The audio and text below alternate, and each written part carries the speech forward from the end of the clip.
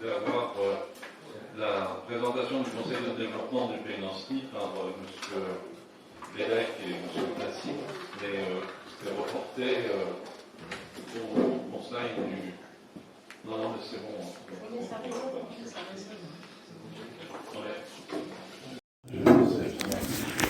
Voilà. Donc, c'est reporté au prochain conseil le 14 décembre. Voilà.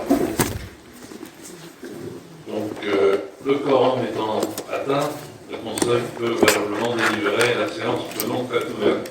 On a besoin d'une secrétaire de séance. Merci Didier, Nicolet. Voilà. Bruno, pardon. Excuse-moi. J'ai pas idée d'avoir deux prénoms. Voilà.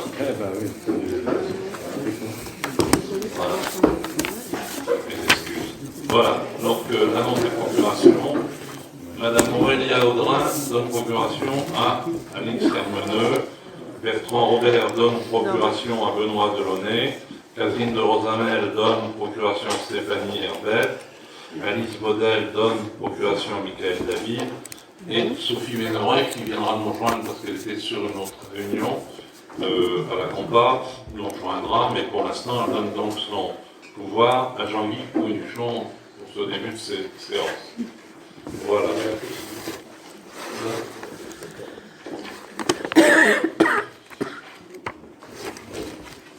Donc, je prends note. Là, ça va. Donc, ce soir, à l'ordre du jour, nous délibérerons sur les indemnités des interventions en cas d'astreinte, l'acquisition d'un garage au 17 rue de Clermont, la prolongation de la dénomination de la route de Nantes de la RD 723, la convention de gestion relative à l'aménagement de sécurité rue de Clermont, RD numéro 68, la décision modificative numéro 3 pour le budget de la commune, le montant de la redevance pour l'occupation provisoire du domaine public des communes par les chantiers de travaux sur les ouvrages de réseau public de distribution de gaz. Donc, on va commencer par l'approbation. Votre compte budget. C'est tout, non ? On va commencer par l'approbation du procès verbal du conseil municipal du 14 septembre 2021. Vous avez connaissance du procès verbal de cette séance. Avez-vous des remarques particulières à apporter à celui-ci?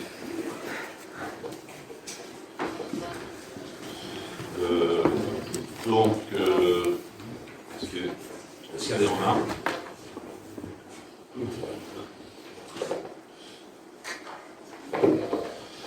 Voilà, je pense que ça va mieux marcher.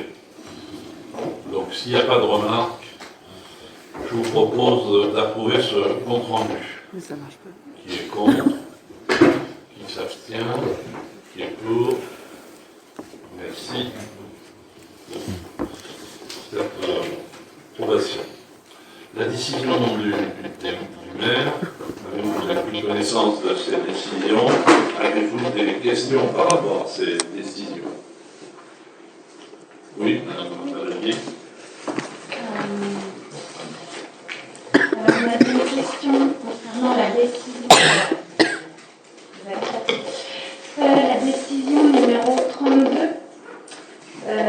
concernant la signature d'une convention d'honoraires avec la radio consultant pour la consultation d'un ménageur. On imagine que c'est pour la ville du Prieuré. En fait, nous intervenons sur cette décision puisque en commission d'urbanisme, la dernière fois la question a été posée de l'état d'avancement de ce travail de concession. On nous a dit que c'était dans un certain nombre de temps. Là, on voit. Vous entendez mal, hein, je suis désolée. Non,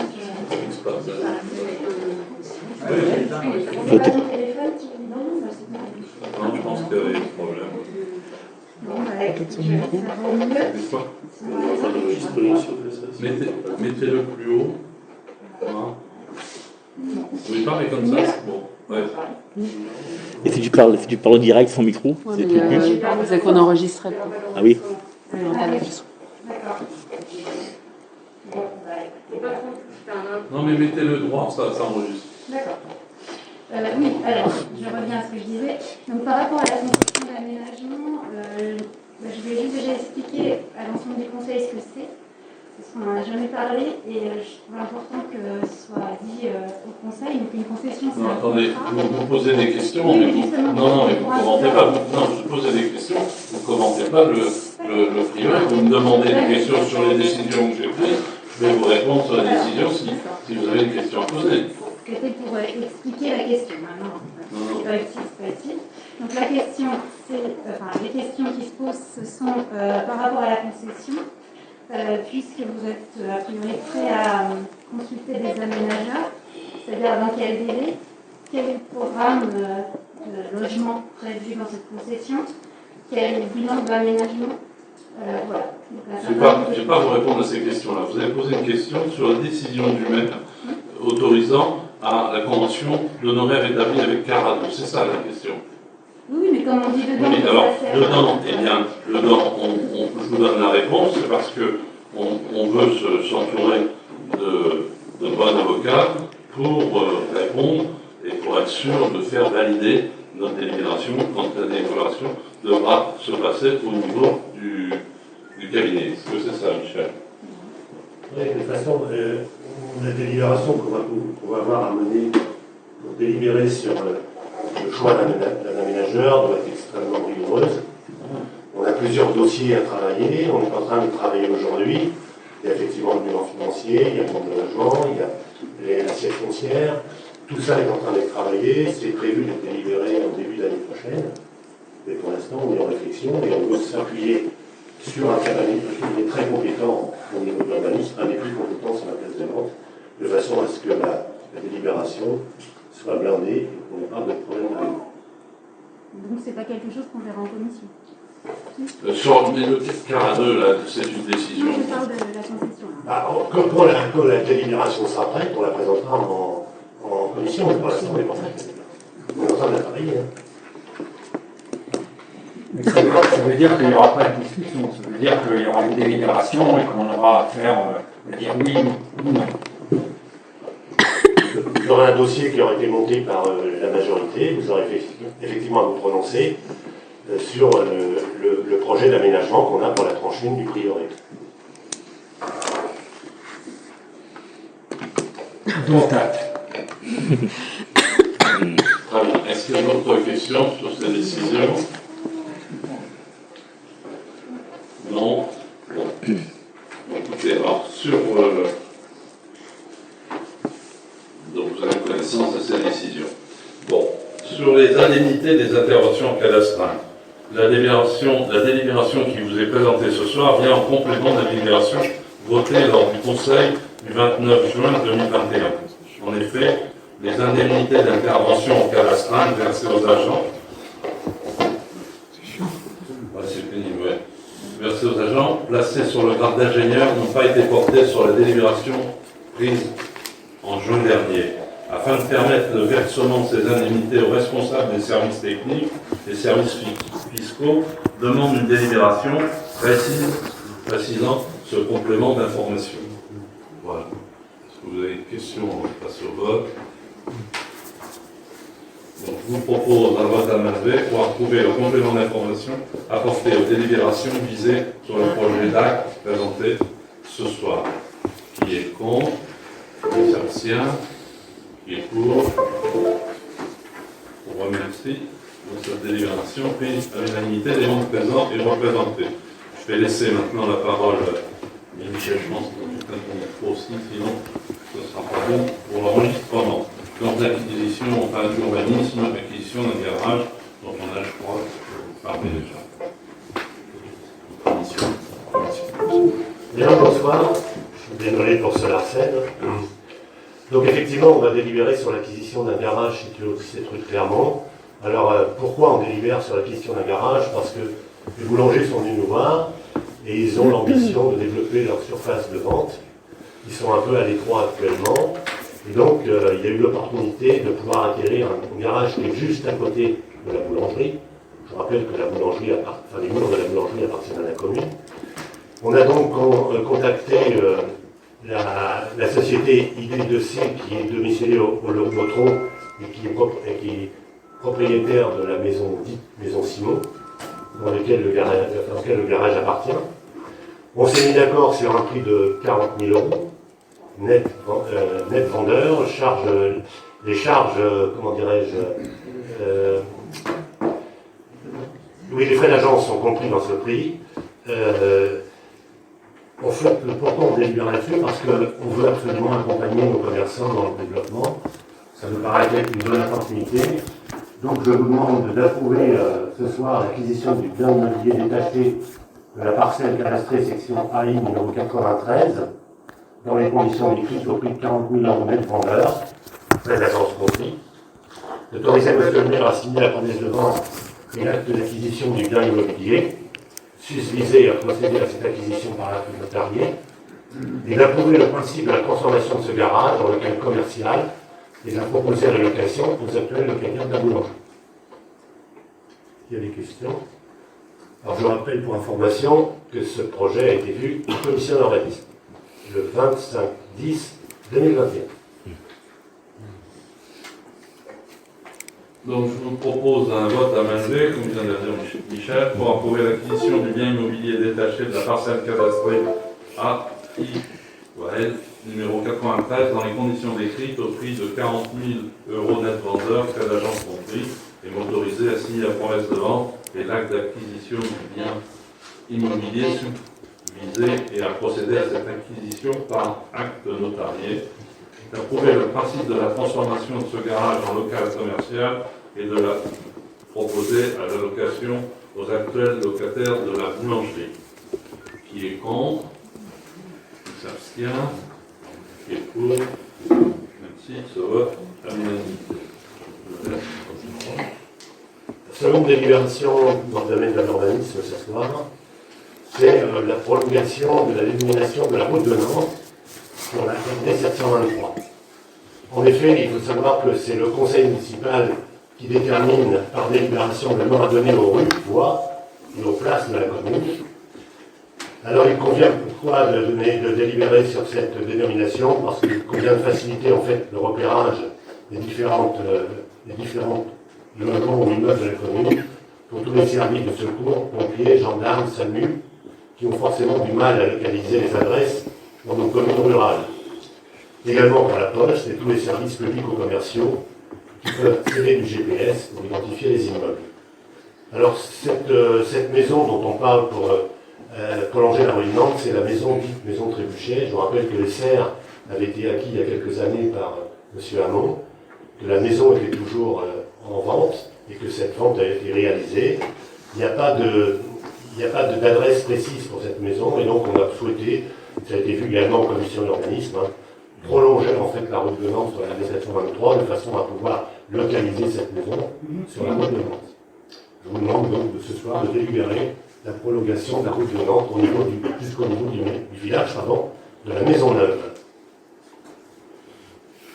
Est-ce qu'il y a des questions? Non. Alors je vous propose un vote à main levée pour valider le prolongement de la dénomination de la RD 723 route de Nantes jusqu'au niveau du village de la Maison Neuve. Qui est contre?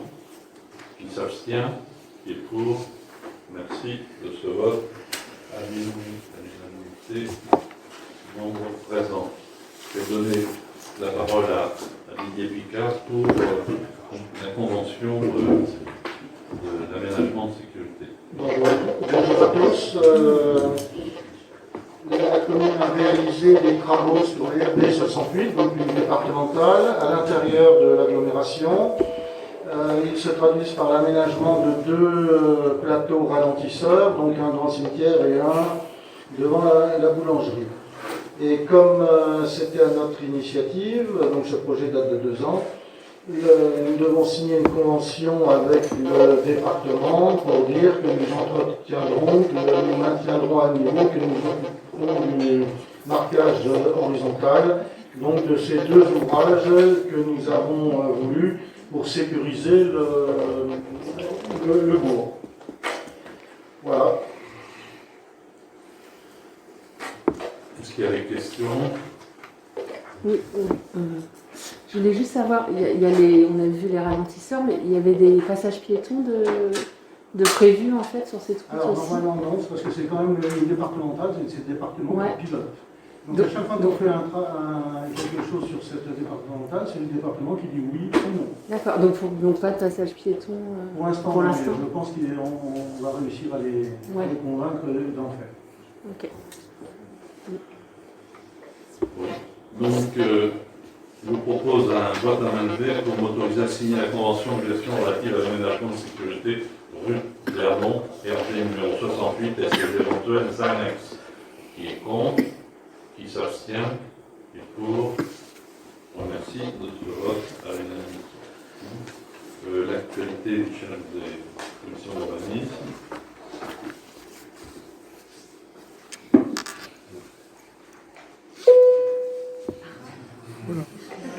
La source. L'actualité de la commission d'urbanisme, on l'a évoqué tout à l'heure, c'est la préparation de la délibération qu'on passera en début d'année pour l'aménageur, pour la recherche d'un aménageur, pour la première tranche du lotissement du Prieuré.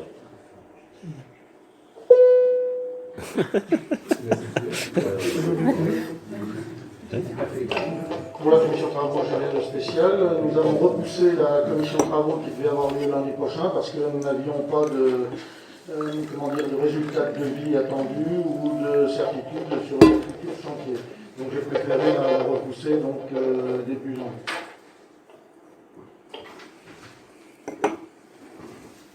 Donc, je vais donner la parole à Benoît pour vous parler des finances.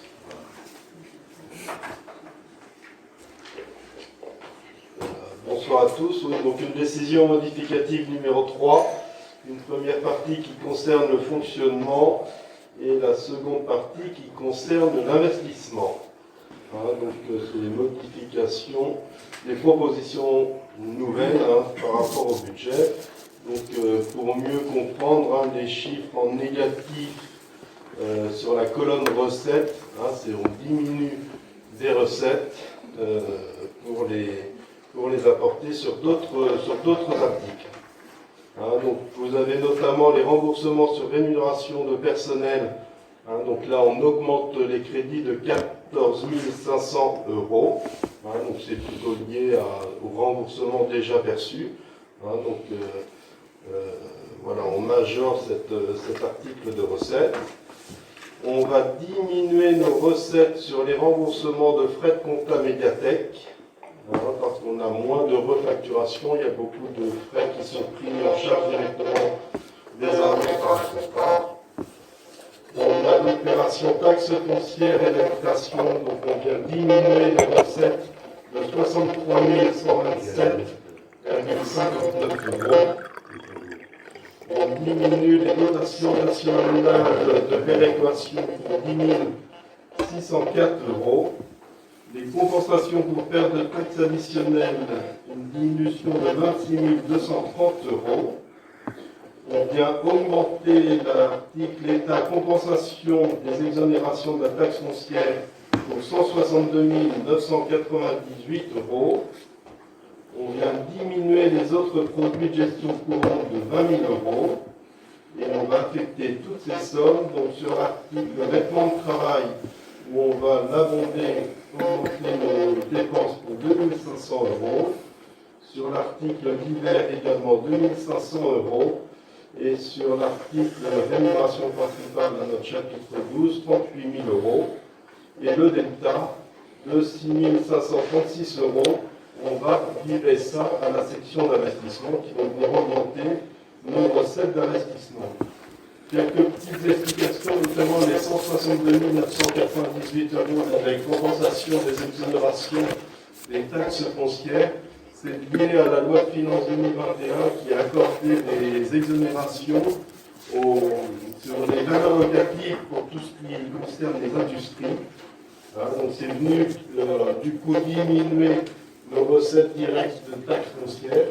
Mais en contrepartie, l'État garantit cette exonération qu'il a accordée, une garantie produit, 162 998 €.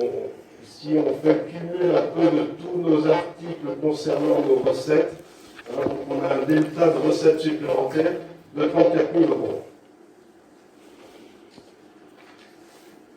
Donc l'autre partie de cette décision modificative concerne l'investissement. Donc c'est pareil, c'est des ajustements, je dirais, de fin d'exercice, parce que voilà, beaucoup d'opérations sont déjà avancées.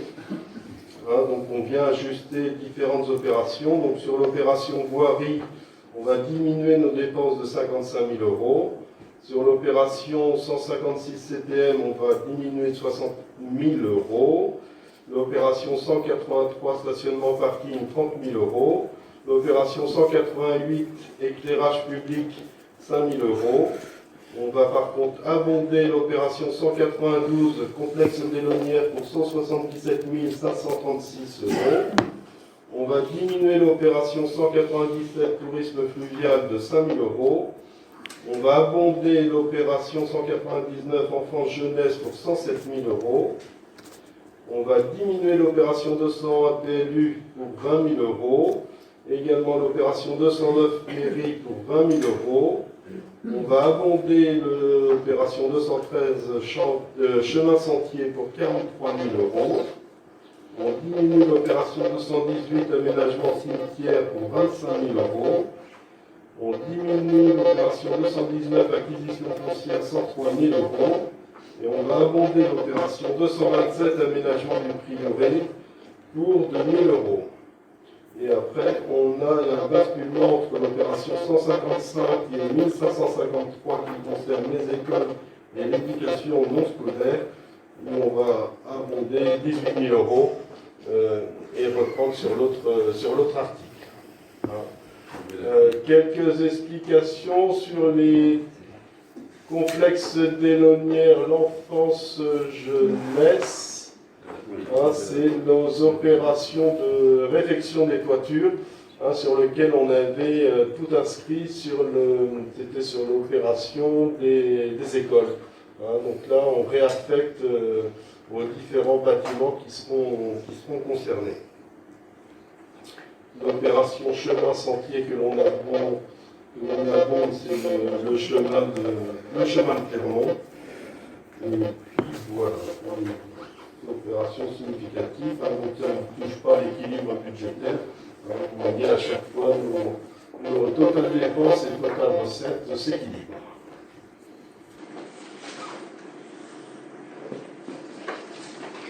Voilà. Est-ce que vous avez des questions? On passe au vote. Oui, Alors, Madame Sneg.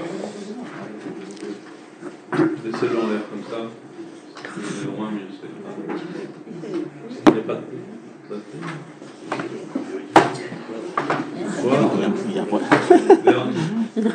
On a modifié. bonsoir. On parlait justement du complexe des Lonnières et de l'enfance jeunesse. Pour savoir si j'ai bien compris, donc ça, les sommes qui étaient inscrites, c'était celles qui étaient prévues, qui ont été prévues, et puis finalement, les dépenses, c'est ce qui a été réalisé. Non, pas forcément. C'est pas, au début, on avait inscrit l'ensemble des réfections toitures sur l'opération des écoles. Et là, on a retiré des écoles, puis on est allé prendre également sur d'autres opérations pour abonder ces deux opérations. Donc il y a tout ce qui est salle Turner et la salle Pédère. Et après, enfance jeunesse, c'est le local ado et le périscolaire. D'accord. Donc on remet bien dans les opérations ces sommes-là. Dans les Lonnières, il y a les autres salles. C'est pour ça qu'il y a Les une telle Lonnières, différence. c'est Turner et Prévert. D'accord. Merci. Un Beladi. Oui, alors moi je voulais poser une question sur la ligne 183. J'imagine que c'est celle qui parle de la Motte, enfin, le parking de la Motte. Est-ce que vous confirmez que c'est ça? Oui. Oui. Oui. En partie, après il pouvait y avoir d'autres travaux qui concernent les parkings. Bon, alors du coup, ma question, c'est par rapport à ce qui a été inscrit dans le lien qu'on a reçu l'avant-dernier. Les coûts annoncés sur le parc de la Motte, c'était 554 130 € hors taxe de travaux, 22 890 € hors taxe de maîtrise d'œuvre, ce qui fait un total de exactement 692 424 € TTC. Et en fait, le chiffre annoncé est toujours pas. Ben, vous savez que le chiffre pour 2021, hein, c'est une opération qui a déjà commencé depuis au moins 2 ans, hein, 2-3 oui, voire 3 ans. Hein. Donc là, ce sont vraiment que les chiffres pour l'exercice 2021 et les engagements qui ont été pris Ça veut en dire 2021. qu'au budget 2022, la BPI sera bien clairement indiquée avec une ligne ouverte au montant. S'il y avait des dépenses nouvelles à apporter, oui. On verra ça en décembre. Le budget au mois de mars, le budget. Hein.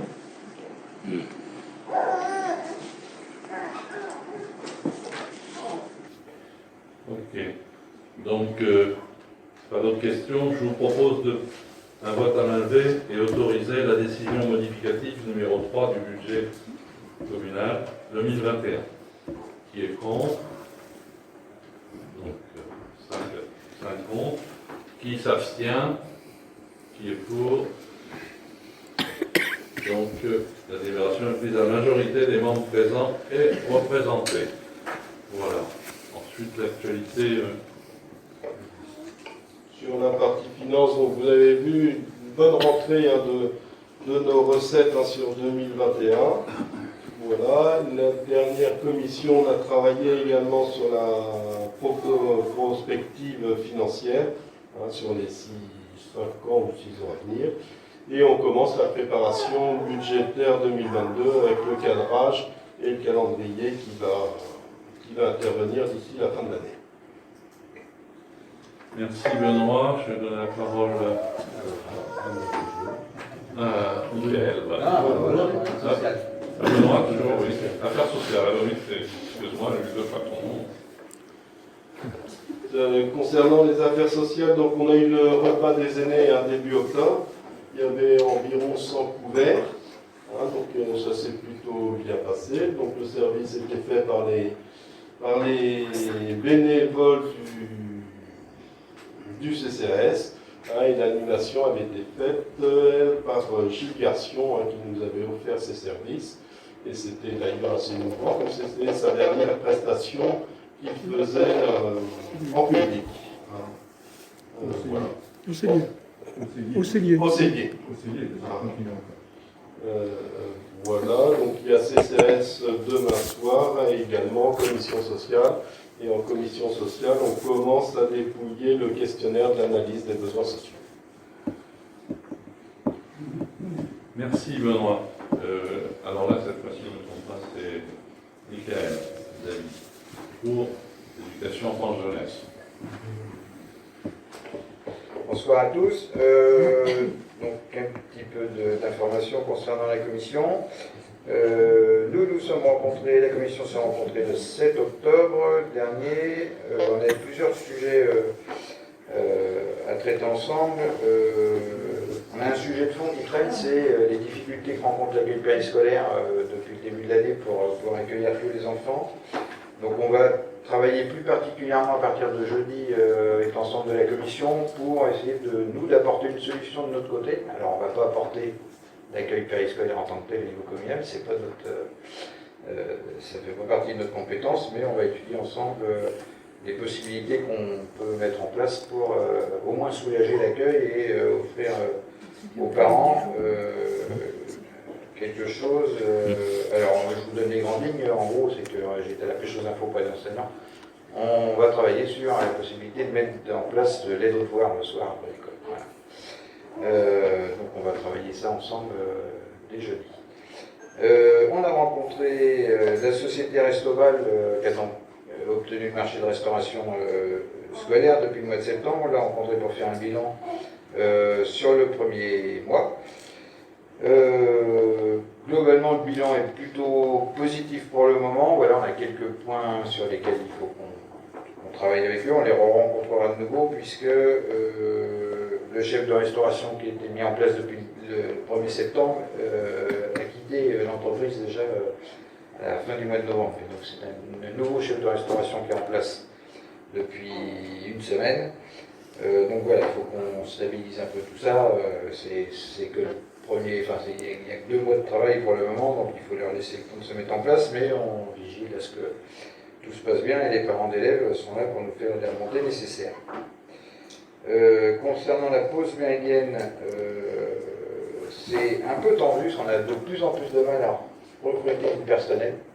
Ce qui fait qu'on est on est à flux tendu concernant le personnel, on a beaucoup de mal à recruter, et dès qu'on a un animateur absent ou en arrêt de travail, c'est très compliqué, surtout que depuis 15 jours maintenant, enfin depuis 3 semaines en l'occurrence, il faut de nouveau mettre les masques à l'école, enfin voilà, donc il faut toujours vigiler ce qui concerne les gestes barrières, et la pandémie est toujours présente, et donc du coup c'est très chronophage pour les agents qui sont un peu qui n'arrivent clairement pas à mettre en place ce qu'ils devraient mettre en place, c'est-à-dire l'animation culturelle et loisirs sur le temps du midi. Donc voilà, c'est un peu tendu, donc on surveille ça aussi de près pour qu'ils puissent de nouveau rapidement faire leur métier, leur cœur de métier.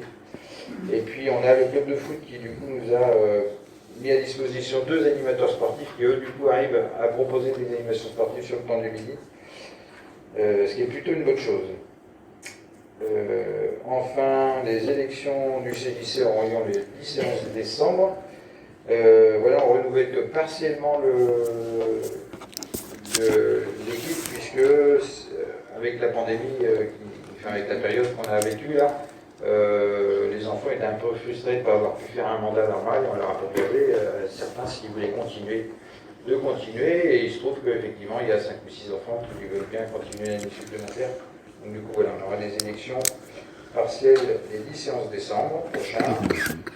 Et puis on a mis en place quelque chose qu'on veut pérenniser, c'est-à-dire que suite à chaque commission de travail avec les élus, je rencontre Laurent Délé pour leur expliquer ce qu'on fait en commission de travail, et ainsi de suite. On fait un cycle comme ça, et après il y a un conseil municipal, et ainsi de suite. De toute façon, que tout le monde ait tout le temps les infos au bon moment, et puis qu'on puisse, Laurent Délé, en l'occurrence, le travail qui est fait tout le monde. Et puis, ce qui est arrivé, on en parlera après. Il y a un concert jeune public, pardon, s'il vous plaît.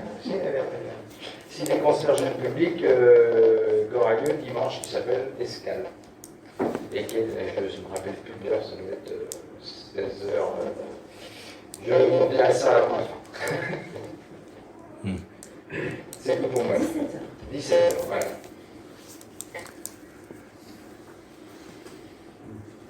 Eh bien, sachez, je n'ai pas téléphoné à Sophie, mais c'est à son tour. On est tombé dessus.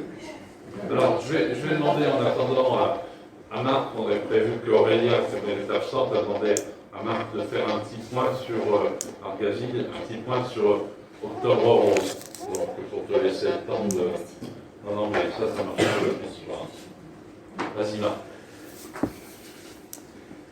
Ouais, donc l'opération Octobre Rose, donc globalement plutôt du site, on a eu donc 193 personnes qui ont fait les marches. Et en fait, l'opération Octobre Rose, dans son ensemble, a permis de récolter un peu plus de 2100 €. Et donc cette somme sera reversée donc, à la Ligue contre le cancer le 23 novembre prochain en mairie. Donc voilà. Donc alors le bilan est plutôt positif pour plusieurs raisons. Déjà il y a beaucoup de personnes qui sont impliquées dans cette opération, évidemment les élus, également grosse implication des agents municipaux. Et puis après, on a eu aussi vraiment d'autres personnes. Il y a des commerçants qui vont décorer leur vitrine rose, les jeunes du CJC, les jeunes et les encadrants de la périscolaire. Et puis on a oublié de les mentionner dans l'article sur le lien. Il y a eu une grosse implication également des personnels et des bénévoles de la médiathèque. Il ne faut pas également oublier les associations, notamment bien l'ALEC, qui a géré la récolte d'argent et les associations. L'ALEC, forcément fabulesque pour leur récital tous les jours, le matin du 7 octobre. Et puis après, alors les autres associations qui ont été très actives, notamment le basket, le foot, 3 SL, et puis bon, il y en a d'autres. Tout le monde s'accorde à dire que le jour J, il y a pas une bonne l'ambiance était sereine, une ambiance festive. Globalement, les gens étaient contents d'être là. La plupart ont déjà gagné. On a eu des bons retours déjà de Madame Larrivé, qui est la présidente de la Ligue du cancer. Bon retour également du magasin, de la boutique unique et féminine. En fait, il y a eu pas mal de salariés qui ont été dans cette boutique dans les jours qui ont suivi l'opération. Bon retour également des bénévoles de la Ligue dans SNI. Ils ont recruté 2 bénévoles.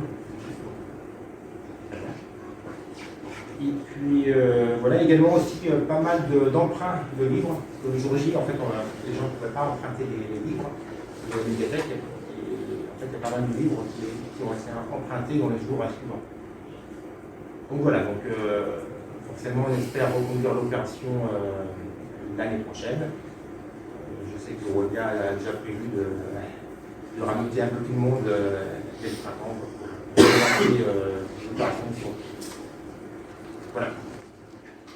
Merci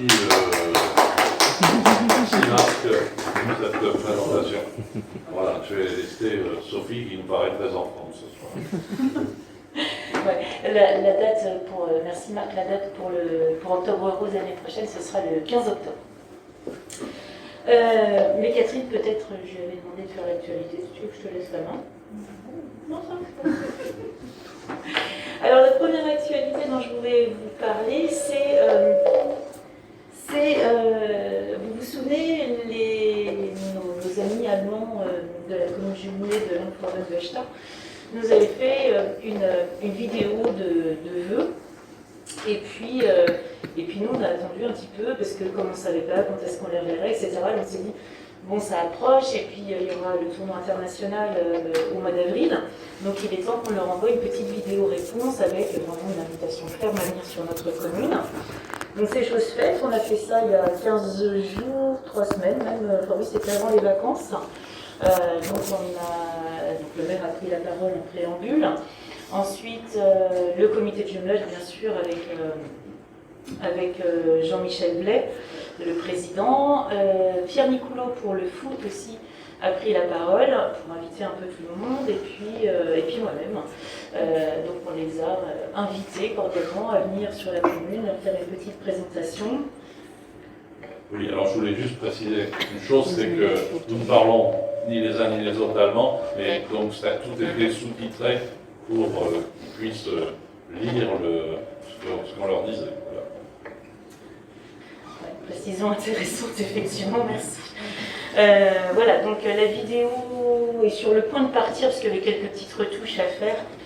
Et donc voilà, ça part dans les jours qui viennent. Donc on espère avoir une réponse après et surtout pouvoir enfin les rencontrer, puisque depuis la dernière fois qu'on a reçu les Allemands, il y a eu un changement de maire, donc on ne connaît pas encore. Et puis au niveau du comité de jumelage, ils ont beaucoup de changements eux aussi de leur côté, donc on essaie de pouvoir redonner une dynamique au jumelage. Donc on vous tiendra au courant dès qu'on aura des nouvelles de leur part. Au niveau associatif, je voulais juste vous informer que les assos de la commune ont bien repris le dynamisme de leurs activités, que tout avait l'air de très très bien se passer. Et pour preuve, certaines d'entre elles, beaucoup d'entre elles d'ailleurs, sont engagées, là c'est depuis quelques semaines et les quelques semaines à venir pour clôturer l'année. Donc on essaye de suivre ça avec la commission. Le 25 novembre, il y aura la réunion avec les associations, une réunion qu'on fait tous les ans à la même période. Et là, on va pouvoir leur présenter le nouveau dossier de subvention qu'on a travaillé en commission. Il y aura donc 3 dossiers un peu distincts. Il y en aura un vraiment pour le sport, un pour la partie culture, et puis un dossier un petit peu plus allégé, plus simplifié pour le reste des associations. Ensuite, un petit rappel pour l'ensemble des associations. Donc il y a un rappel qui va leur être fait dans la semaine ou début de semaine prochaine. Le 4 et 5 décembre en mairie, on fait une formation sur l'utilisation des défibrillateurs. Donc c'est vraiment une formation qui est à destination des associations. Mais bien entendu, s'il reste des places et que certains élus sont intéressés, il y aura possibilité de s'inscrire, il reste quelques places. Au niveau sport, samedi après-midi, il y a un match de National 3 de badminton qui va se jouer à Ligné, pardon. Et ce sera aussi l'occasion de rencontrer les jeunes, les 3 jeunes qui jouent en international et qui sont aujourd'hui aussi champions régionaux, champions départementaux et je ne sais pas. Au niveau culture, donc, Mickaël a commencé à en parler, donc le spectacle Escale dimanche 21 à 17h, c'est Louis Turner.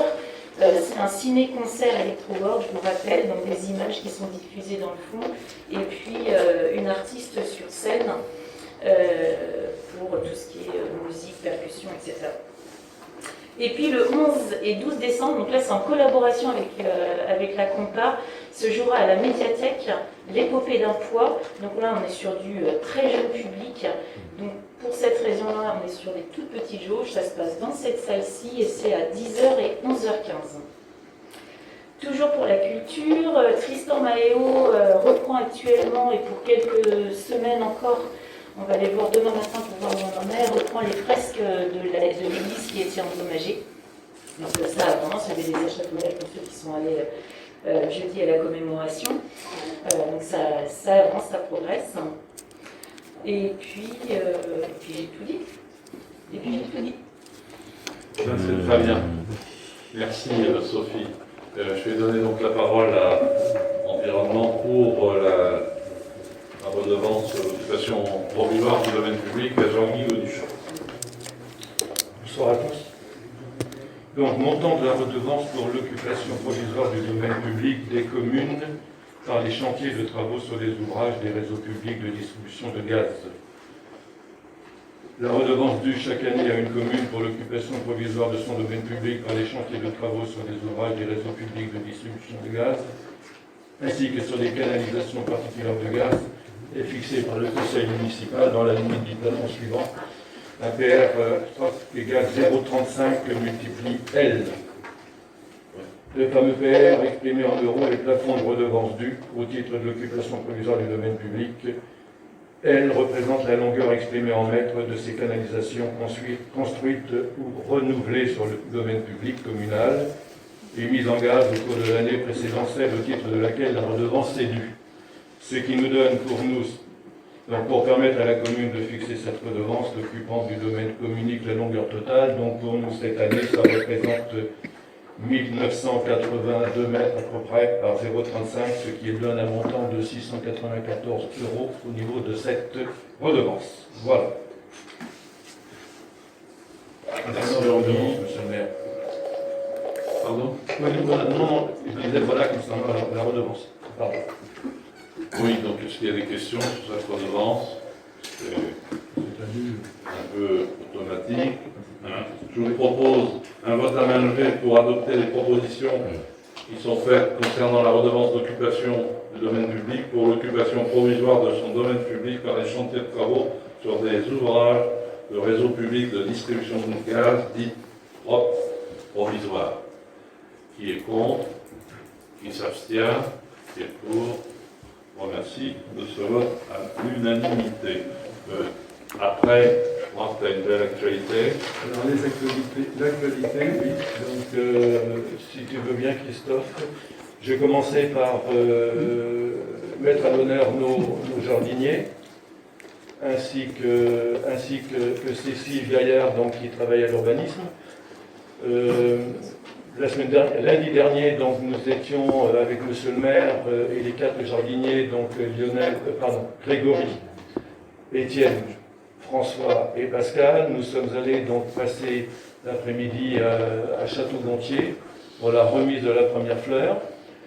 Donc nous sommes très heureux d'avoir obtenu cette première fleur et je ne vous dis pas au niveau de nos jeunes, de nos jardiniers. Donc ils en sont très très fiers. Non seulement, donc voici le panneau qui sera mis à l'entrée de la commune. Hein. Donc la région nous offre le premier, c'est ensuite à la commune de s'offrir les autres. Voilà. Est-ce que tu veux faire filer? Alors, nous avons donc reçu donc, la première fleur, mais en plus, Avec la vidéo, tu as deux autres onglets en fait. il y a Là, tu cliques. les deux diplômes, entre guillemets. Non, ça c'est pas pour moi ça. Donc nous avons les deux diplômes. Alors le premier, c'est le diplôme donc, décerné à l'ECLI concernant la première fleur. Voilà. Donc qui sera encadré. Nous avons déjà les cadres, il y en avait en stock à la mairie. Et puis, grande surprise. Grande surprise. D'accord. Ça va limiter les frais. Oui. Et grande surprise, nous avons reçu, enfin, nos jardiniers ont reçu un prix. Voilà, les villages fleuris des Pays de la Loire décernés à l'équipe technique de l'Océlier. Ils ont été donc classement du prix régional du jardinier. C'est bien, bravo. Pardon? Ils ont une prime exceptionnelle? Ah ça, je ne répondrai pas à cette question, mais croyez-moi, ils en sont très très fiers. Et on en est tous très fiers. Donc je le redis, il y a aussi participé donc Cécile de l'urbanisme concernant la mise en page et le rendu du dossier. Donc félicitations à tous. Et nous allons maintenant nous mettre tous ces panneaux à l'entrée de notre belle commune. Voilà pour cela. Une autre information concernant le foin qui a été donc récolté par un agriculteur. Ça a permis un versement de 480 € au CCAS. Et la dernière information, c'est nous avons continué, enfin l'équipe technique de la commune a continué à travailler sur la restauration des mares. Donc cette année ont été nettoyées à nouveau la mare, moi celle que j'appelle mare pédagogique, qui est donc au bout de la Vinalière, c'est la mare nord du Chambriand. Celle sud, côté donc route, qui s'appelle maintenant la route de Maupassant. Puis la mare sur la route de Ligné, la mare sur la route de Beau-Soleil, la mare de la Rousselière qui se trouve entre la route des Génaudières et la route de la Gérardière. Et pour finir, la mare qui s'appelle la Métairie du Chemin sur la route de Vendée. Voilà. Donc cette année, tout s'est très bien passé. Alors tous les déchets vous avez pu constater que tous les déchets qui avaient été retirés des mares étaient restés sur le bord de la mare. Donc il était normal de les laisser pendant 15 jours et maintenant tout a été retiré et tout est nettoyé. Je vous remercie de m'avoir écouté. Merci Jean-Guy. Donc je vais donner la parole à Céline qui va nous parler de la communication.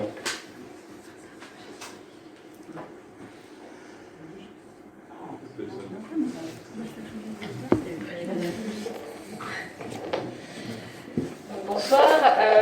La commission du coup travaille a travaillé sur le concours photo pour la carte de vœux qui s'est terminé dimanche. Le jury a lieu demain. Peu de participation, mais selon Elsa, parce qu'on n'a pas eu le droit de les voir, parce qu'on fait partie du jury, logique, il y a des belles photos. Donc on a hâte de voir ça demain. Enfants adultes, donc c'est ce qu'on voulait, donc c'est super. On travaille aussi sur l'application mobile, donc on est en train de faire des prises de référence auprès des communes locales du pays d'Anceny. Pour l'instant, il y a l'application Intramuros qui a un taux de couverture sur le pays d'Anceny qui est assez important et qui a un bon taux un bon retour. Donc on se renseigne dessus et puis peut-être qu'un jour la compa le prendra peut-être. Donc ce qui permettra de mutualiser comme le site internet avec tout le monde. On travaille sur le lien de fin d'année comme tout le temps et puis préparation des vœux 2022 avec une nouvelle formule. Surprise. Merci Céline. Donc on va passer maintenant à la coopération intercommunale. Et la première, celle-ci, elle est là pour Didier Picard.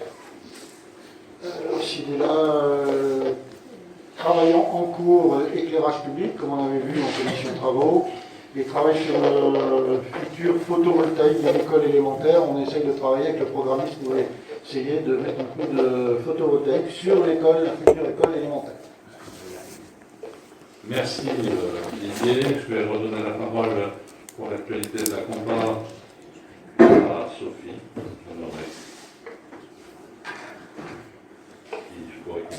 Oui, bien sûr, parce que moi, là, je voulais juste vous parler d'une chose qui a lieu demain et après-demain sur le territoire de la Compa. C'est le colloque sur la prévention des addictions. Donc avec demain soir à 20h30, une séance tout public qui est gratuite. Il reste encore quelques places si vous voulez vous inscrire. Et le thème, c'est les jeux vidéo et le dialogue essentiel entre parents et adolescents. Et puis jeudi, ce sera un colloque professionnel, mais ma foi, si vous faites partie des métiers médico-sociaux, vous pouvez tout à fait vous y rendre. C'est payant, mais il reste également des places pour vous y rendre, il n'y a pas de souci.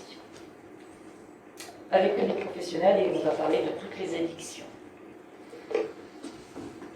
Oui, alors, je voulais parler de la Compa parce que le dernier conseil communautaire a eu lieu en une première partie avec les conseillers communautaires en huis clos et la deuxième partie en discussion.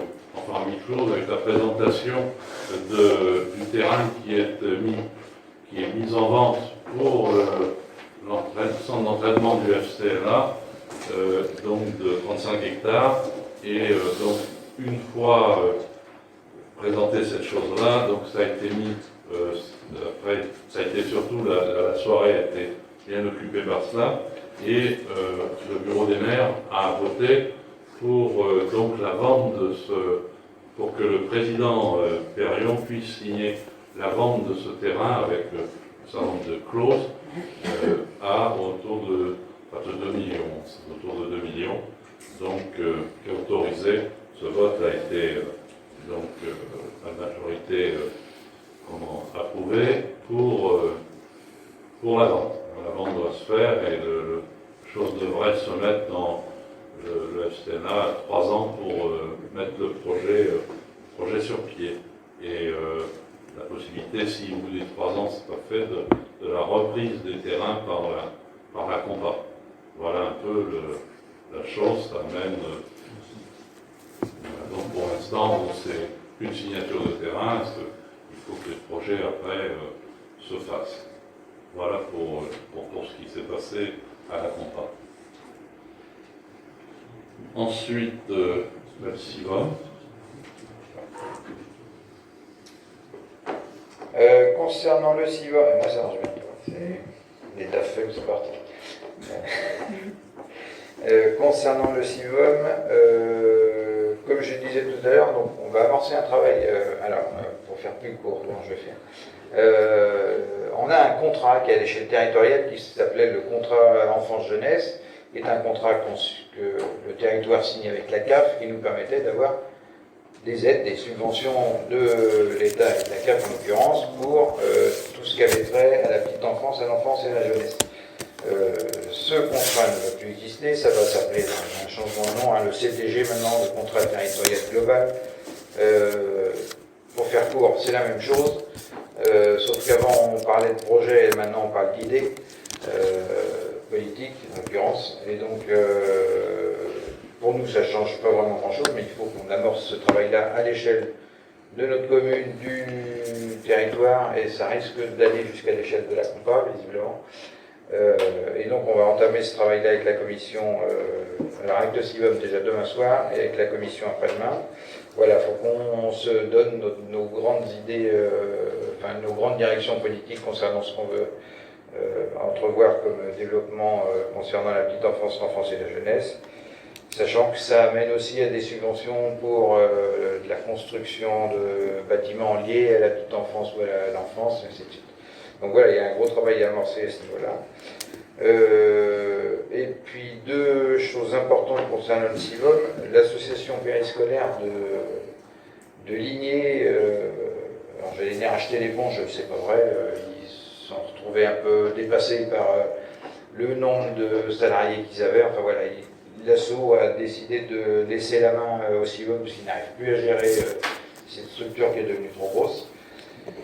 Donc nous avons acté la reprise de l'accueil périscolaire de Ligné au titre du CIVOM. On s'est donné 6 mois de délai pour y arriver parce que forcément il va y avoir aussi une augmentation de personnel du coup que va absorber le CIVOM, ce qui nous a conduit à, pour l'instant, prendre en mission un directeur général de façon à piloter tout ça, parce que ce n'est pas aux élus de gérer ce genre de structure. Hein. Nous, on est là pour prendre les grandes orientations, mais tout ce qui a trait aux techniques, c'est bien évidemment des agents qui doivent le faire. Et donc, on a une directrice générale, en l'occurrence, qui nous aide là pendant plusieurs mois pour absorber cette charge supplémentaire.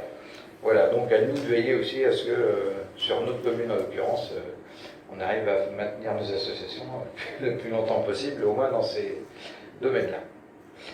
Voilà concernant. Merci. Donc on arrive au rapport sur l'eau. C'est vrai qu'à la Compa aussi, on a fait un rapport sur l'eau. Bon, en ce qui concerne Atlantico, il faut savoir que pour la commune, c'est un élu communautaire qui nous représente, et en l'occurrence, c'est Patrice Chapeau, et donc on lui a demandé, à ce titre-là, de nous faire le résumé sur la qualité de l'eau. Ok. Bonsoir. Donc moi, ce que je voudrais dire au préalable, donc j'ai effectivement été désigné par la Compa délégué territorial au comité territorial de l'Atlantico sur le pays d'Annecy. J'ai été désigné le 1er octobre 2020, mais sans avoir aucun moyen en face pour pouvoir travailler correctement dans ce comité. Donc j'ai pas pu me rendre. Il y a eu 3 réunions du comité territorial entre le 1er octobre 2020 et le 20 octobre 2021. 3 réunions auxquelles j'ai pas pu assister, puisque les réunions se déroulent la plupart du temps sur un jour en semaine, c'est souvent le jeudi, entre 9h30 et 12h30. Et pour moi, c'est quasiment impossible d'y m'y rendre. Vous savez que j'ai pas d'indemnité, donc c'est une réalité.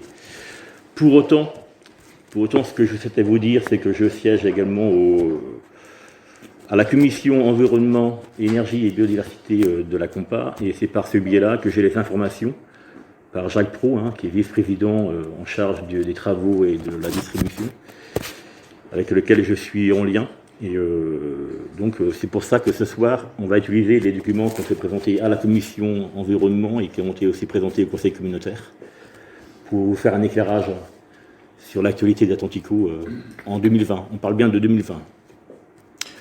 Il y a un petit film qui explique un peu les tenants et les aboutissants du syndicat.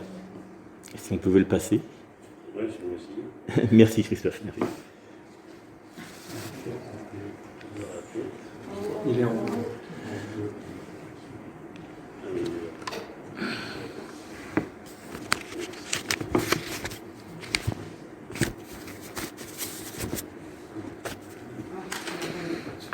c'est moi parce que c'était ça qui faisait l'interférence. Ah, il y a le son? Non. Il y avait quoi tout à l'heure, mais il était chez moi. Ah. Christophe de l'ordinateur qui a des questions. Comment? En bas, au niveau de l'heure. Oui. Oui.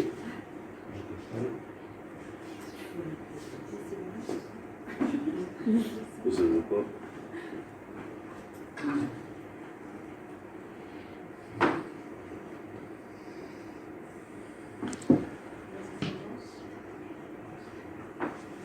Ah, il n'y a pas le son? Ah si.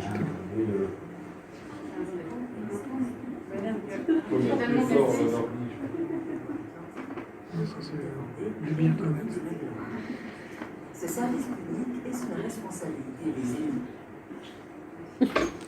Ben, qu'est-ce que c'est que ça?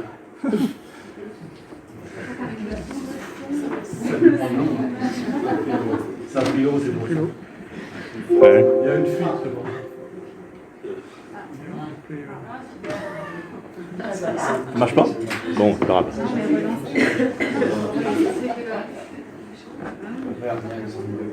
Avec le petit trou qui tourne, Ouais.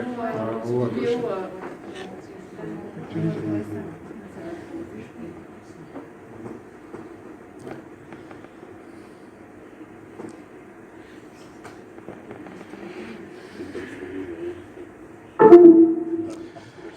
Bon ben, on a quoi ça? Ouais, je peux faire un résumé, on peut passer directement au diaporama, c'est pas grave. Ouais. Oh, mais ça va. Ah oui, c'est la première fois. Ça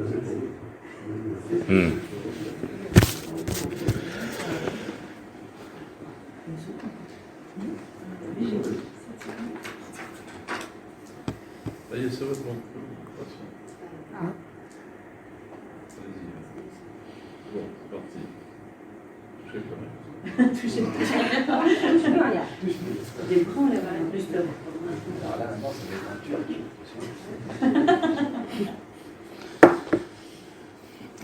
On n'a pas la fibre au cellier, non? C'est ça?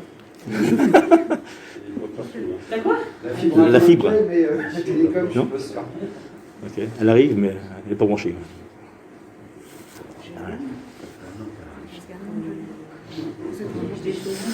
Bon, voilà. On va passer directement au PowerPoint, hein, sinon on va y passer. Tant pis. Hein. C'est dommage, c'était un petit film qui expliquait. C'est très pédagogique. Le lien, vous envoyez le lien. Ouais, c'est dans le lien, ouais. On peut l'avoir dans le lien, ouais.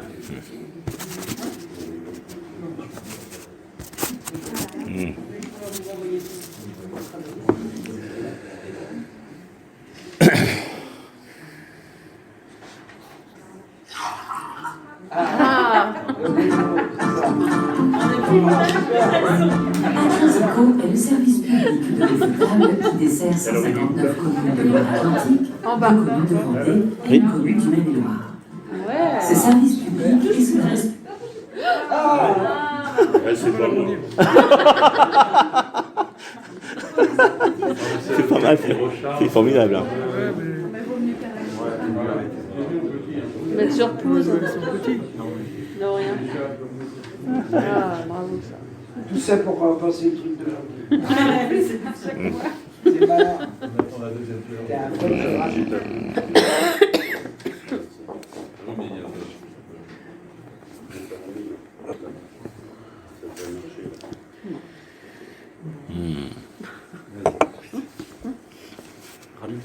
Alors. Donc on va dérouler le PowerPoint. Là, ça marche pas? Bah ça marche plus mon truc. Oh. C'est pas grave, parle fort. Non mais je peux avoir un... ça non mais c'est pour le... Ouais. Merci. Bah. C'est bon là? Ouais. Donc voilà, on va essayer quand même d'aller au bout de l'exposé là. Donc là, vous avez à l'écran, vous avez donc la répartition du territoire couvert par Atlantico. Hein. Alors, ce qu'il faut comprendre, c'est que sur le territoire Atlantico, il y a 2 prestataires hein, qui travaillent avec Atlantico. En bleu, alors en bleu c'est Veolia. Et en rouge rosé, c'est la sœur. Alors ce qu'il faut bien comprendre, c'est que Veolia a racheté Suez qui détient la sœur. Donc il y a un enjeu important hein, pour les années à venir, puisqu'il n'y aura plus qu'un seul délégataire qui va gérer toute l'eau en France. Ça c'est un vrai enjeu. Ce qu'il faut aussi voir, c'est que sur le cellier, nous on est concerné par le territoire d'Annecy principalement, qui fournit la grande majorité de l'eau, et la DSP avec Veolia, elle a été contractualisée pour 12 ans, et elle arrive à échéance le 31 décembre 2025. Ce qui nous donne le temps, nous les élus à Atlantico et à la Compa, de réfléchir à la politique de l'eau qu'on veut mener sur le territoire. Et ce qu'il faut aussi avoir en tête, c'est que le cellier est aussi alimenté pour une partie du territoire par la prise d'eau, l'usine de Basse-Goulaine. Voilà ce que j'ai de vous dire. Donc là, sur la diapo, ce qui nous concerne, c'est la partie droite, le pays d'Annecy. Donc on voit que sur cette diapo-là, il y a 3 usines de production. La principale, c'est celle d'Ancenis, hein, qui fournit à elle seule 5 millions de mètres cubes. Pardon. Et ensuite, il y a 2 autres usines de captage, à Sainte-Cepplice-des-Landes et à Frénier, qui ont des volumes beaucoup plus modestes. Il y a 8 châteaux d'eau et une bâche de stockage, puisque le château d'eau d'Ancenis a été démoli cette année, je crois, en 2021. Et donc il est remplacé par une bâche de stockage, donc il n'y a pas moins de volume d'eau. Et on a un réseau qui s'est étendu, hein, qui fait aujourd'hui 1411 km. On va pouvoir passer, Christophe. On peut passer encore, voilà. Donc ici, voilà. Ici vous avez donc à l'écran, toujours pour le pays d'Annecy, donc le nombre d'abonnés. Hein. On est aujourd'hui, il y a 26 393 abonnés dans le pays d'Annecy. En sachant que 3 communes de la Compa, donc Joué-sur-Erdre, Ligné et Trans-sur-Erdre, eux sont sur le contrat de Neur-sur-Erdre. Voilà, donc c'est une croissance normale, hein, la croissance démographique de la Compa, hein, 2-3%. Si ce n'est un Grande le Fresne, hein, puisque le Fresne a fusionné avec un Grande, c'est la raison pour laquelle ils ont triplé leur population. Hein. Donc le chiffre de 200%, enfin, il est conjoncturel. Hein. Ensuite, on va pouvoir passer. Alors ça, on va aller à celle d'après. Là, c'est Nord-sur-Erdre. On va aller, voilà. Alors, ça, c'est une diapo intéressante. Donc, on a le volume. Hein. Donc, le secteur d'Ancenis produit 5 375 000 m3. On achète 133 000 m3, ce qui nous fait une production de 5 500 000 m3. Et on en consomme en face. C'est dans le petit croquis, la grosse goutte d'eau rouge et rose. On consomme en tout 4 800 000 m3. Donc il y a une différence en fait entre ce qui est produit et ce qui est consommé. Il y a 652 000 m3 qui n'arrivent jamais au robinet. Ça, c'est les fuites. Alors ça, c'est un vrai souci, c'est une vraie question hein, qu'on peut se poser. C'est ce qu'on appelle les fuites linéaires de réseau. Voilà. Donc mais je vais y revenir hein, par une autre diapo. On peut continuer à dérouler, Christophe. Vous m'interrompez hein, si vous avez des questions. J'essaierai d'y répondre. Alors là, cette diapo-là, ce qui est intéressant, c'est qu'on a les producteurs, enfin les consommateurs industriels. Ah, ça marche plus. Voilà. Et ce qui est intéressant de voir, c'est qu'on a un client là qui consomme à lui seul 1 066 000 m3. C'est la laiterie Laïta en ski. Donc elle consomme un cinquième de la production. C'est énorme. Ensuite, loin derrière, il y a les abattoirs au Bray à Saint-Marc-la-Jaille, qui eux ont une décroissance. Hein. Ils ont 159 000 m3.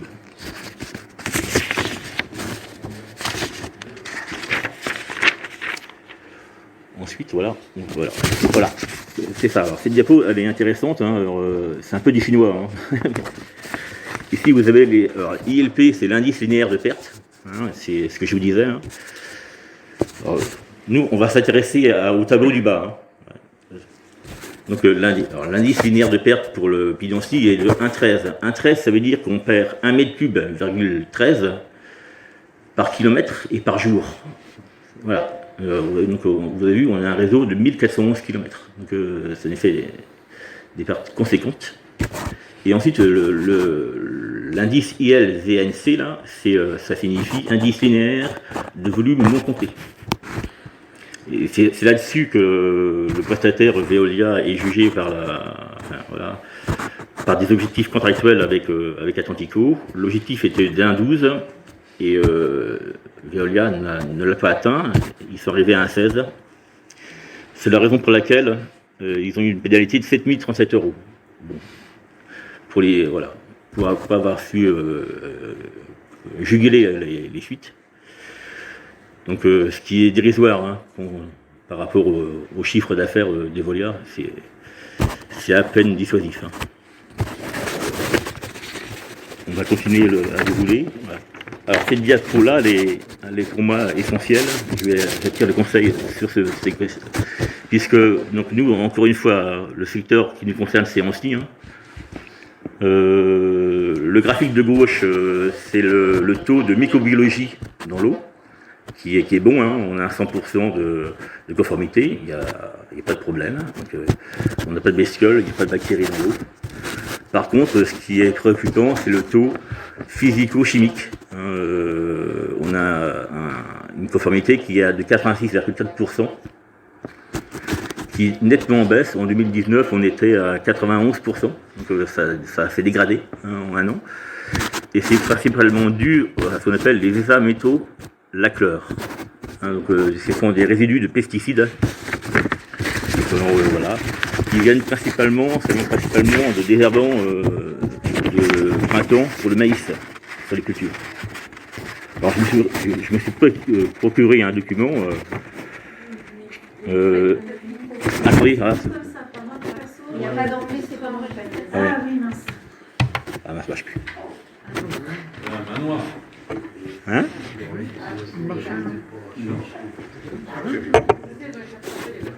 Ah oui? Je pense qu'on le tient peut-être. Ouais. Non, non, ça. Ah, Ça marche plus?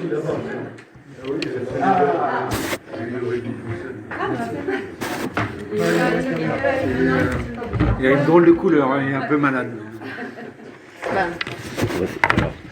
Donc voilà, j'étais rendu à la question là. C'est bon là, ça marche? Non. Oh. Appuie dessus, voir ce que ça donne.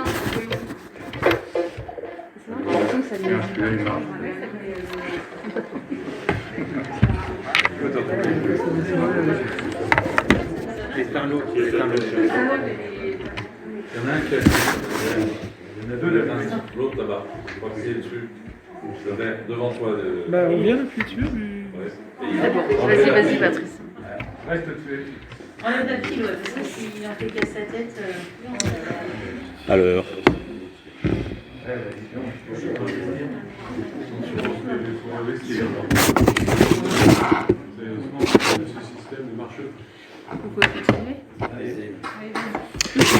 Donc, on parlait donc, du taux physico-chimique qui est de 86,4% de conformité, donc qui est très en deçà de ce qu'il était en 2019.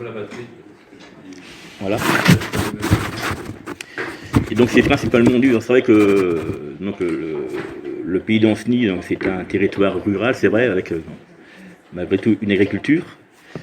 Et donc le taux de pesticides et notamment les A métaux lacleurs. Hein. D'accord, j'essaie de parler plus fort. Eh bien, en fait, je me suis renseigné sur ce que ça pouvait signifier, tout ça.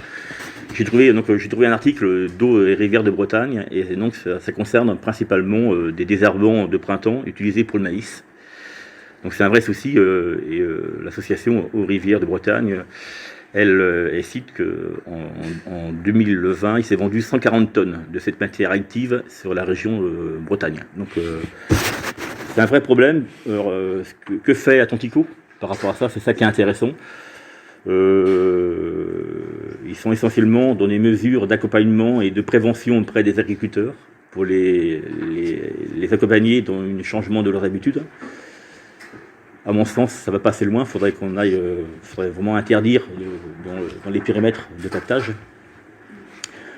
Et dans l'accompagnement, donc il y a des enveloppes qui sont très très faibles, puisqu'on parle de 15 000 €. Ils ont acheté, Atlantico a carrément acheté deux machines mécaniques pour faire du désherbage mécanique sur les cultures.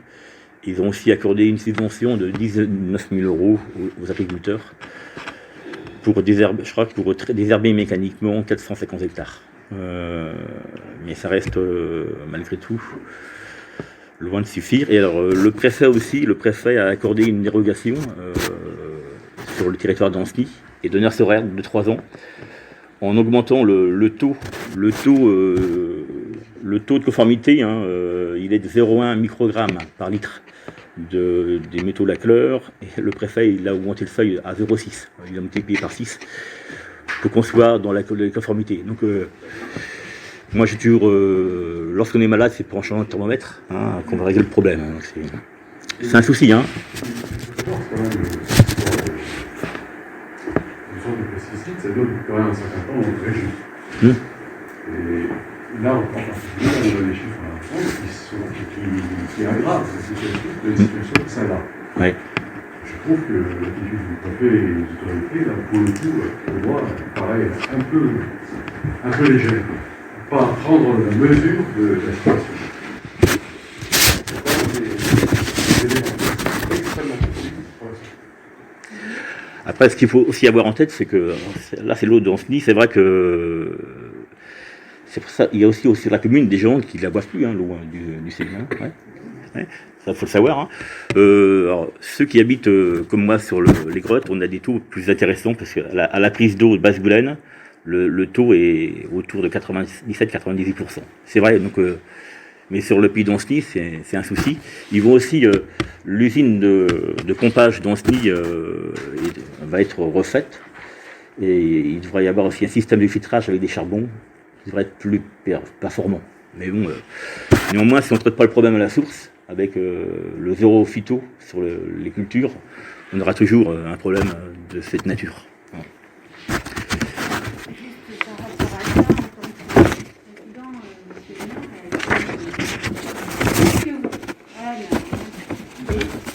Et en tant que vice-président de la COMPA, est-ce que vous envisagez, avec les autres vice-présidents, parce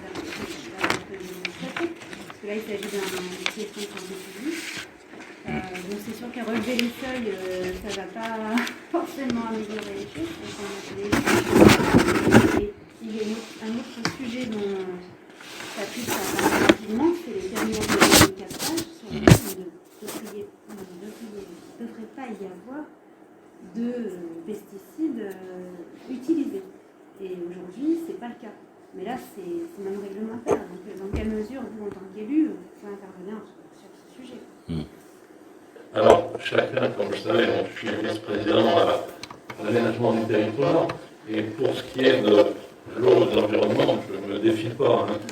Effectivement, c'est du ressort du vice-président Rémi Moreau. Je pense qu'on en parlera effectivement au comité exécutif pour avoir des demandes, comme le disait Patrice, plus fortes sur Atlantico aussi. Parce que bon, c'est une société qui effectivement a un certain nombre de réserves de fonds et pourrait se permettre de faire des demandes.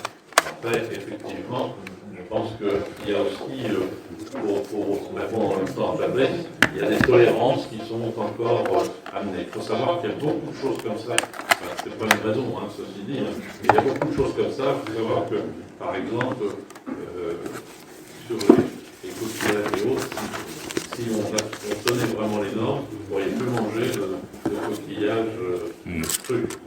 Beaucoup, même des huîtres, où il y a effectivement des secteurs de pollution. Quant à nous, c'est vrai qu'on a cette chance au Stellier, et je dis qu'on peut continuer à avoir l'eau parce qu'elle est sur des captages de la Loire avec beaucoup de sable, et que c'est pour ça qu'on a une eau qui n'est pas mauvaise. Et quand il y a après danger sur les pesticides qui peuvent remonter, il y a une augmentation aussi, qui a eu d'ailleurs sur des risques d'empoisonnement d'eau sur des communes, d'augmenter les traitements ou autres. Je ne suis pas très féru là-dessus. Je sais qu'ils ont vu. Ceci dit, effectivement, je pense qu'il faut qu'on soit tous attentifs, et je pense qu'à la compa avec Rémi, on viendra en parler, comme on revient à parler de tous les problèmes qui sont importants, comme aussi la santé, où on voit qu'il y a de vrais problèmes.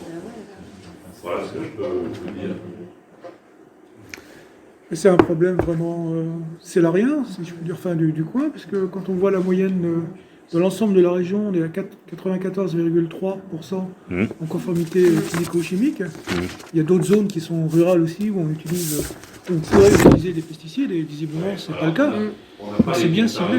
On n'a pas les comparatifs entre des communes, mais il faut savoir que nous, on peut boire l'eau, on est autorisé à la boire tout le pays entier, et que certains pays avec des élevages de porcs et autres, on ne peut plus avoir en Bretagne. Oui. Ah non, mais je compare toujours par rapport au mal, d'accord, mais ceci dit, je veux dire, il faut y veiller, je suis d'accord avec vous, et on n'est encore pas les plus mal lotis.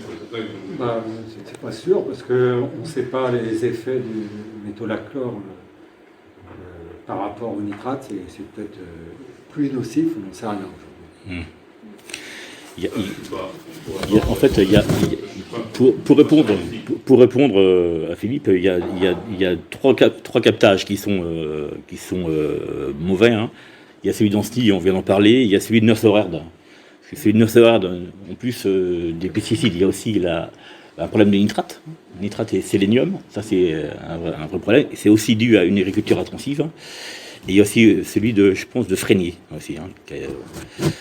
Donc, il n'y a pas que le territoire d'Anceny. Et nous, comme quasiment 80% de l'eau du Cellier vient d'Anceny, ça pose un souci. Ouais. On va pouvoir peut-être continuer le diaporama. Ah oui, ça marche plus, ouais. Ah, ça marche mieux. Ah ouais, d'accord. Donc là, donc celle-ci, donc là c'est la rémunération à l'exploitant. Hein. Donc pour le secteur d'Anceny, 1,5 million pour la distribution et 1,183 000 pour la production. Ce qui fait donc une rémunération de 2 718 000. Voilà. Et ensuite, on va arriver, alors, je crois que c'est la dernière diapo, mais je vais quand même vous parler du prix de l'eau. C'est intéressant aussi que je parle du prix de l'eau. Donc là, cette dernière diapo, c'est ce qu'on appelle les impayés remis par l'exploitant. Alors, je ne sais pas si vous vous rappelez, mais donc la compétence de l'eau a été confiée à la Compa au 1er janvier 2020. Donc c'est tout récent. Hein. Donc là, en fait, c'est le premier rapport que l'on fait avec la compétence Compa. Et il y a eu, entre-temps, le CDI a longtemps été en DSP avec la SOR, et c'est Veolia qui a pris le relais, hein, je crois qu'en 2019, c'est juste avant de passer. Hein. Et c'est vrai que Veolia a mis du temps avant de faire les relevés de compteurs, ce qui fait qu'il y a des gens qui ont eu leur facture très tardivement. Et donc on a un bâtonnet hein, sur 2020 qui arrive à 281 000 euros d'impayés. Ça vient principalement de ça. Donc il y a eu des problèmes de recouvrement. Donc, alors ça devrait rentrer dans l'ordre, mais clairement c'est Veolia hein, qui a été en difficulté pour avoir une bonne corrélation entre la réalité de ce qui était consommé et de ce qui était facturé. Et ce qui fait qu'il y a eu des gens qui ont été en difficulté. Hein. Il y a eu des gens qui ont eu des rappels de factures conséquents. Hein. Alors, ils ont mis en place des caravanes pour expliquer. Pour que les gens puissent venir et s'expliquer et trouver des solutions d'étalement des paiements. Voilà. Voilà. Et moi, je voudrais juste... alors, on n'a pas la diapo, c'est dommage, certains l'ont. Le prix de l'eau, ce qui est intéressant d'avoir en tête, c'est que le prix de l'eau est de 2,03. Alors oui, ce que je vais vous dire aussi, dans la carte qu'on a vue, 3/4 du territoire est couvert par Atlantico, avec 2 prestataires, Veolia et la SOR, mais il y a 3 territoires qui sont en régie, hein. La presqu'île de Guérande, le Nantes Métropole et la Carène. Et c'est intéressant parce que eux, c'est pour comparer le coût de l'eau. Donc le coût de l'eau, aujourd'hui, donc à la Compa, il est de 2,03 €. Et sur la Carène, il est d'1,55 €, le mètre cube, hein. TTC. Hein. Sur Cap Atlantique, donc la presqu'île, il est de 1,68 €.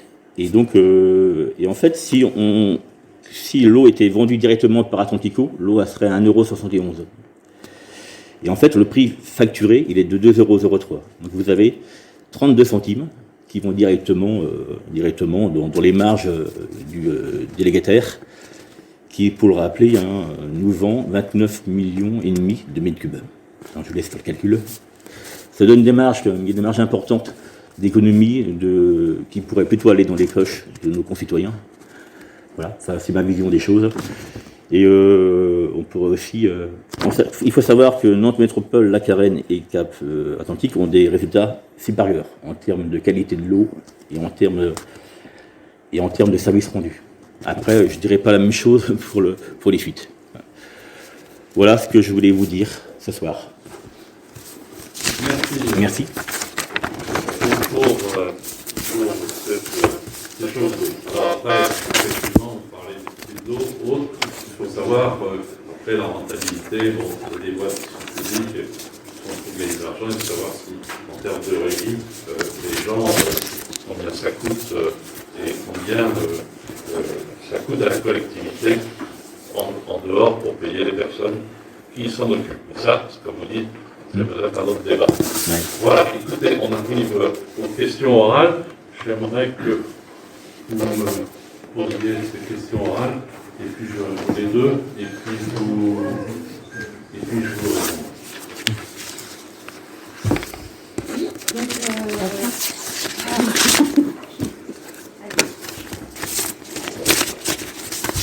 Alors, la première question, on aurait mieux savoir si c'était possible de mettre sur le site de la commune les PV des conseils municipaux pour qu'ils soient accessibles.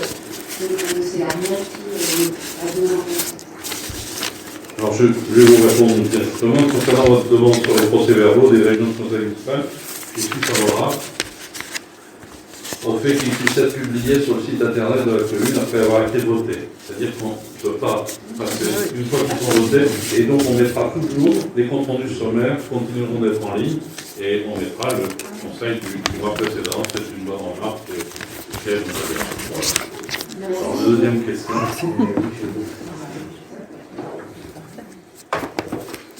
Le local municipal où se trouvait la poste est disponible. Quelle communication a été faite pour faire connaître cette offre auprès de futurs commerçants et artisans? Comment sera attribué l'espace de ce nouveau local? Y aura-t-il un cahier des charges? Les élus et la population seront-ils concertés? De quelle manière? Et nous renouvelons également notre interrogation sur le devenir de la maison médicale. Merci. Alors, le local de l'ancienne poste est en effet aujourd'hui vacant, mais il n'est pas totalement débarrassé. La poste doit s'en charger rapidement. Les commerçants locataires de la commune ont été informés de la vacance de ce local. Ce local sera attribué à un ou deux locataires en fonction des besoins des personnes intéressées et des possibilités qu'il offre. En fait, c'est pas très grand et on le fait visiter en fonction aussi des demandes que l'on a.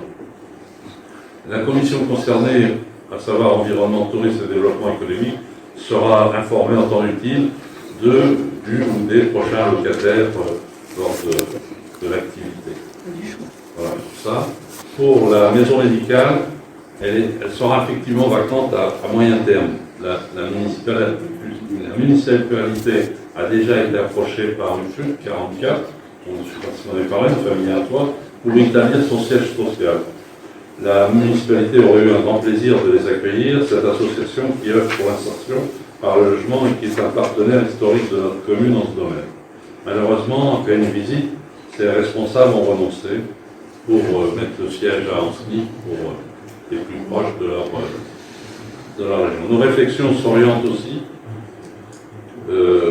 vers la vente de ce bien qui, pendant une conjoncture extrêmement favorable du point de vue de l'immobilier, pourrait favorablement contribuer à la réalisation de certains projets. Mais à ce jour, on peut y penser, mais à ce jour, rien n'est fait. Voilà pour cette réponse concernant. On a encore le temps, puisque dans l'information, la pharmacie va déménager au 15 décembre, quand même, dans l'information que je peux vous donner. Et donc après, les médecins, je pense que ce sera au mois de mars. Donc d'ici là, un certain laps de temps pour réfléchir à ce qu'on fera du local. Et en fonction aussi des demandes qu'on a. Parce que je vous parlais de la pharmacie, parce que la pharmacie aussi, bien que le local ne nous appartienne pas, souhaite louer son local actuel. Voilà. Vos questions.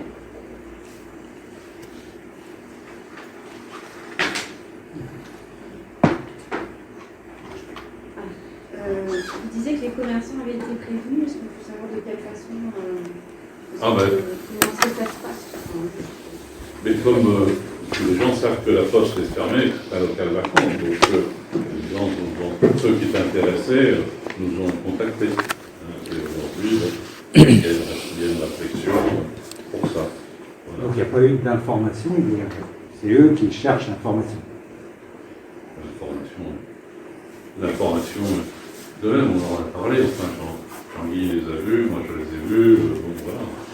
Mais de toute façon, c'est pas la terrasse, on peut ouvrir un deuxième café à la base. Oui. Et comment se passera la sélection de qui va...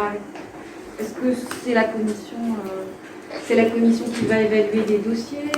Non, les commissions, en général, on reçoit les gens qui sont locataires, on regarde le meilleur projet, s'ils sont à jour aussi au niveau de leurs impôts et autres, et on le loue, c'est aussi du pouvoir du maire. Donc là, aujourd'hui, on a plusieurs demandes et on va les traiter en fonction aussi du besoin. Et selon des critères qui ont été définis ou... Alors, c'est pas, il n'y a pas, dans ce cas-là, il n'y a pas de cahier des charges. Les critères, c'est qu'il puisse payer son loyer, qu'il puisse donner la caution nécessaire et qu'il puisse signer un bail et qu'il ait aussi payé tout ce qui était dû à l'État.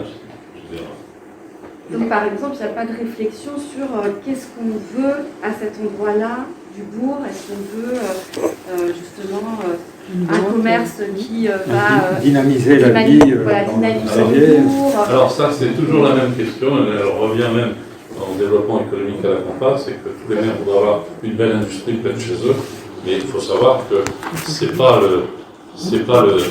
la Compa qui choisit, c'est les gens, l'industriel qui vient s'implanter ou la personne qui veut faire un commerce, elle choisit son lieu d'implantation. C'est pour ça que c'est le problème, parce que les gens vous téléphonent, vous demandent des surfaces, vous demandent des choses. Alors on les a ou on les a pas, mais voilà comment ça se passe. Mais si vous avez des gens qui sont intéressés pour un local, il ne faut pas hésiter à vous les envoyer. Évidemment, il faut qu'on fasse aussi une étude interne sur la poste, parce que bon, il faut refaire un peu de travaux, refaire un peu l'aventure. Enfin, il y a un petit peu pour ça que ça. Et puis on a pensé à un moment que, comme vous l'avez dit, QFUT était intéressé, sont venus me visiter. Non, c'est pas la poste. C'est pas la poste, non, mais je parle de la Qui mais ça, c'est pareil, c'est les mêmes soucis, de savoir si demain, si on trouve un locataire, je ne sais pas, une boîte qui veut venir à la maison médicale, pourquoi pas. Après, il faut voir ce qui est rentable et si ce qu'on veut en faire par rapport au projet qu'on a par ailleurs. Parce que si d'un autre côté, on vend la maison médicale à un très bon prix aujourd'hui, ça nous permettra d'avancer dans nos investissements aussi. Après, peut-être pour rebondir là-dessus, en commission environnement, tourisme et vie économique, on avait évoqué, mais comme ça, on n'a pas, ça nécessite peut-être de creuser le besoin peut-être d'un espace de coworking.